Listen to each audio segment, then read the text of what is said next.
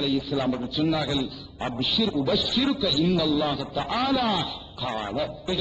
அந்த செய்தியை சொல்வதற்காகத்தானே நான் உங்களிடத்தில் வந்திருக்கிறேன். அல்லாஹ் அவசரமாக உங்களிடத்தில் அழைப்பு வைத்தார். ரசூலிடம் போய் சொல்லிவிடுங்கள், இந்த தகவலை சொல்லவில்லை என்றால் அவர்களை நான் சந்திக்க முடியாமல் போய்விடலாம். நான் அவர்களை சந்திப்பதில் ஆர்வம் உள்ளவனாக இருக்கிறேன். இந்த தகவலை சொல்லி இந்த துனியாவினுடைய வாழ்வை நிலைப்படுத்திக் கொள்ள சொல்லுங்கள் என்று சொன்னான். நான் வந்தேன். அவன் என்ன சொன்னான் தெரியுமா? இன்னி கத் ஹர்ரம்துல் ஜன்னத அலா ஸாயிரில் அன்பியாஇ ஹத்தா ததுகுலஹா. அல்லாஹ் சொன்னான், சுவனலோகத்தை பிற நபிமார்களுக்கு அல்லாஹ் ஹராமாக்கி விட்டான். எதுவரை தெரியுமா? நீங்கள் சொர்க்கம் நுழையும் வரை. நீங்கள் சொர்க்கம் நுழைந்தால்தான் பிற நபிமார்கள் சொர்க்கம் நுழைய முடியும் என்று அல்லாஹ் சொல்லிவிட்டார். ஆக ஒரு அழகான ஒரு பஷாரத் அல்லவா? நான் இதை கேட்கவில்லையே, கண்மணி ஸல்லல்லாஹு அலைஹி வஸல்லம் சொன்னார். என்னை பற்றி நான் கேட்கவில்லை, என்னுடைய உம்மத்தின் நிலை. பஷிர்னி பி உம்மதி, என்னுடைய உம்மத்துக்காக ஒரு சுப செய்தியை சொல்லுங்களேன். இருக்கிறது நாயகமே, அதையும் அல்லாஹ் சொன்னான். வஹர்ரம்துஹா அலா ஸாயிரில் உமம் ஹத்தா தத்குலஹா உம்மத்துக. நாயகமே, உங்களுடைய உம்மத்து சொர்க்கம் நுழையும் காலமெல்லாம் நுழைந்த பிறகுதான் பிற சமுதாயத்தில் உள்ள உம்மத்துக்கள் நுழைய முடியும். எனவே நீங்கள் கடைசியாக இந்த துனியாவிற்கு வந்தவர்களாக இருந்தாலும் சொர்க்கலோகத்திற்கு முதலாவது செல்லக்கூடியவர்களாக அல்லாஹ் உங்களையும் உங்களுடைய உம்மத்தையும் ஆக்கி வைத்திருக்கிறான் என்று ஜிப்ரீல் அலைஹிஸ்ஸலாம் அவர்கள் சொன்னதற்கு பிறகு ரசூல் ஸல்லல்லாஹு அலைஹி வஸல்லம் அவர்கள் சொன்னார்கள், அல் ஆன தாப கல்பி வஸால கம்மி. இப்போதுதான் என்னுடைய நெஞ்சம் மணக்கிறது, என்னுடைய சிந்தை குளிகிறது, என்னுடைய உள்ளத்தை குடைந்து கொண்டிருந்த கஷ்டம் நீங்கியது என்று ஸல்லல்லாஹு அலைஹி வஸல்லம் அவர்கள் சொன்னார்களாம்.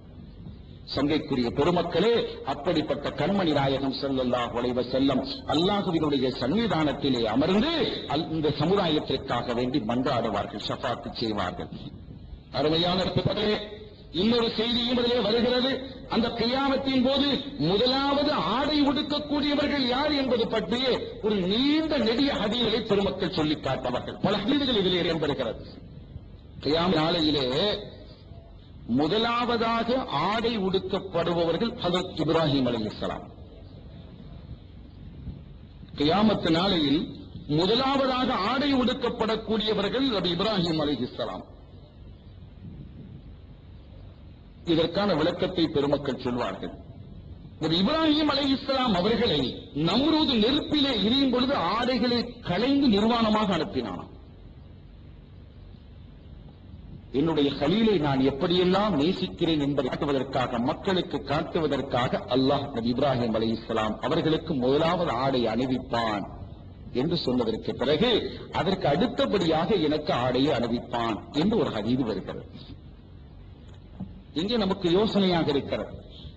எல்லாவற்றிலும் ரசூல் ஸல்லல்லாஹு அலைஹி வஸல்லம் அவர்களை முற்படுத்தக்கூடிய அல்லாஹ் இங்கே இப்ராஹிம் அலைஹிஸ்ஸலாம் அவர்களை முற்படுத்தியதன் காரணம் என்ன என்ற ஒரு கேள்வி எழுகிறது. பெருமக்கள் அழகிய விளக்கத்தை சொல்கிறார்கள். கபரிலிருந்து எல்லோரும் ஆடையற்றவர்களாக வெளியே வரும் பொழுது யாரும் யாரையும் பார்க்க முடியாத அமளியும் புகழையும் நிறைந்திருக்கக்கூடிய அந்த காலகட்டத்தில் நபி இப்ராஹிம் அலைஹிஸ்ஸலாம் அவர்களை முன்னால் நிறுத்தப்பட்டு, சமுதாயத்திற்கு முன்னால், மக்களுக்கு முன்னால் அவர்களை நிறுத்தப்பட்டு ஹுல்லத் என்ற அற்புதமான ஆடையை அவர்களுக்கு அணிவிக்கப்படும். அதற்கு பிறகு ரசூல் ஸல்லல்லாஹு அலைஹி வஸல்லம் அவர்களுக்கு அணிவிக்கப்படும்.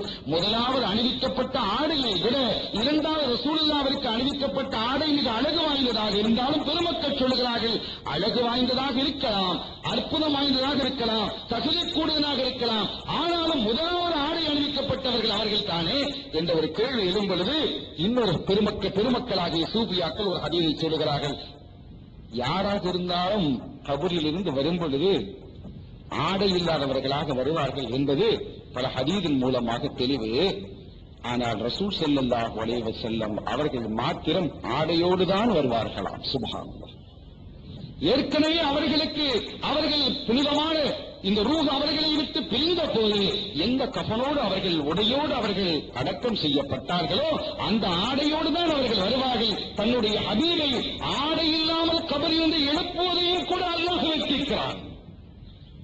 அருமையான பெருமக்களே, ரசூலுல்லாவை அல்லாஹ் எப்படியெல்லாம் கண்ணியப்படுத்துகிறான் என்று பாருங்கள். ஆச்சரியமாக இருக்கிறது. சில அறிஞர்கள் இப்படி சொல்லிக் காட்டுவது உண்டாம். ரசூல் ஸல்லல்லாஹு அலைஹி வஸல்லம் அவர்களை புகழ்வதாக இருந்தாலும் கூட அதற்கும் ஒரு எல்லை இருக்கிறது. எனக்கு தெரியவில்லை எல்லை என்றால் அளவு என்ன. காயல்பட்டணத்தினுடைய எல்லை ஆறுமூலையோடு முடிந்து விடுகிறது. இந்த பக்கம் திருச்செந்தூர் செல்வதற்கு முன்பாக முகுதம்பள்ளியோடு முடிந்து விடுகிறது.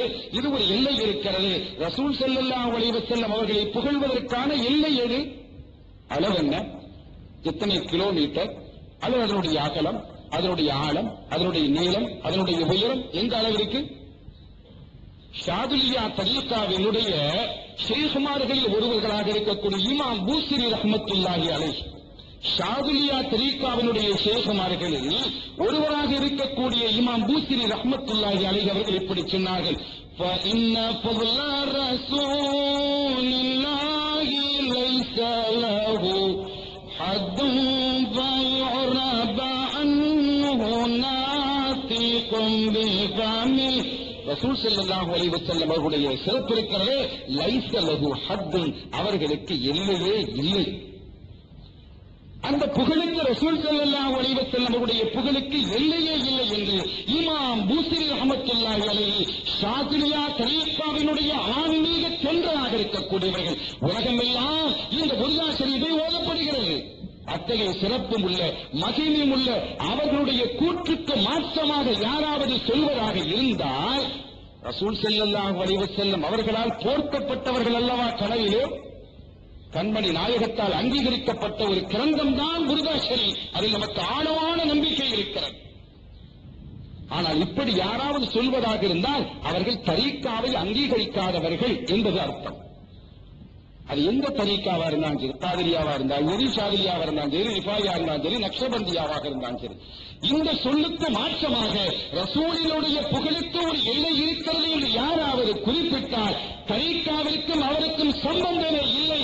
அவர் வெறும் அமலிலே தன்னுடைய நம்பிக்கையை வைத்திருக்கிறார். தன்னுடைய அமலை கொண்டு சொர்க்கம் செல்ல முடியும் என்று நினைத்தால் நிச்சயமாக அவர் தோற்று போய்விடுவார்.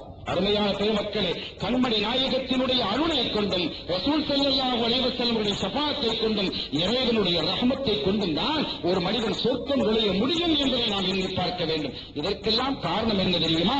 சில மனிதர்களை அவர்களுடைய அறிவு ஆட்கொண்டு விட்டது. நாம் அறிவாளர்களாக இருக்கிறோம், நாம் தெரிந்தவர்களாக இருக்கிறோம், 4 ஆயத்துக்களை படித்திருக்கிறோம், 4 ஹதீஸ்களை தெரிந்திருக்கிறோம் என்று சில மனிதர்களை அறிவு ஆட்கொள்கிறது. சில மனிதர்களை நாம் சுன்னத்து தொழுகிறோம், அது தொழுகிறோம், இது தொழுகிறோம், அங்கும் இங்குமாக செல்கிறோம் என்று அமல் ஆட்கொண்டு விட்டது. ஒரு மனிதனுக்கு அறிவும் தேவை, அமலும் தேவை. அதற்கு மேலாக அத்திவாரமாக அல்லாஹ்வின் மீது ஆதரவும் அச்சமும் அண்ணலம் கண்மணி நாயகம் ஸல்லல்லாஹு அலைஹி வஸல்லம் அவர்கள் மீது ஆழமான அன்பும் வேண்டும். இது ஏதாவது ஒரு குறைபாடுகள் இருந்தால் அவர்களுடைய அறிவும் அமலும் பலன் இல்லாமல் போய்விடும் என்பதை நீங்கள் புரிந்து கொள்ள வேண்டும். நான் செய்திக்கு வருகிறேன். அருமையான பெருமக்களே, ரசூல் ஸல்லல்லாஹு அலைஹி வஸல்லம் அவர்களை அல்லாஹ் இப்படியெல்லாம் கண்ணியப்படுத்தி இருக்கிறதை நாம் பார்க்க முடிகிறோம். அவன் கண்ணியப்படுத்தியவைகள் எல்லாம் மிக உன்னதமான ஒன்று. அல்லாஹ் ரசூல் ஸல்லல்லாஹு அலைஹி வஸல்லம் அவர்களுக்கு குர்ஆன் ஷரீஃபை கொடுத்து, குர்ஆன் ஷரீஃபை கொடுத்தது மிகப்பெரிய ஒரு முஅஜிஸாத். அதற்கு அடுத்தபடியான முஅஜிஸாத்தாக கருதப்படுவதுதான் மிஅராஜ் ஷரீஃப். ரசூல் ஸல்லல்லாஹு அலைஹி வஸல்லம் அவர்களை மிஅராஜ் சென்ற அந்த தகவல்கள் எல்லாம் பல முறை நமக்கு சொல்லப்பட்டிருக்கிறது. அழைத்து வரப்பட்ட ரசூலுல்லாஹி ஸல்லல்லாஹு அலைஹி வஸல்லம் பைத்துல் முகத்தஸுக்கு வருகை தந்திருக்கிறார்கள். வருகை தந்து அந்த இடத்திலே அமர்ந்திருக்கும் பொழுது நபிமார்கள் எல்லாம் சஃப்பு சஃப்பாக நிற்கிறார்கள், அணிவகுத்தில் இருக்கிறார்கள். தொழுகை நடத்தப்பட வேண்டும். தொழுகை நடத்தப்பட வேண்டும் என்றால் தொழுகை நடத்துவது யார்?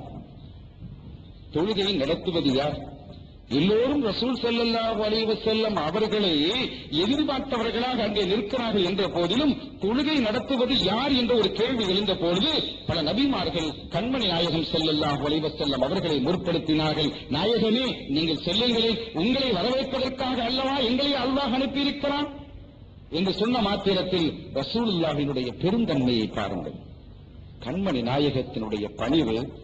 ஒரு கட்டத்தில் சில சஹாபாக்கள் ஒரு பகுதிக்கு செல்லும் பொழுது ரசூலுல்லாவுடன் உணவு சமைக்க வேண்டிய நிலை ஏற்பட்டது. ஒரு சஹாபி சொன்னார்கள், ஆடு ஒன்று இருந்தது, இந்த ஆட்டை உரித்து அதற்குண்டான வேலைகளை எல்லாம் நான் செய்கிறேன் என்று சொன்ன போது இன்னொரு சஹாபி சொன்னார்கள், நான் அதை சமைக்கிறேன் இன்னொரு சாபி சொன்னார்கள், இந்த சட்டி புட்டிகளை எல்லாம் நான் ஒழுங்குபடுத்தி கழுவி சுத்தப்படுத்தி வைக்கிறேன்.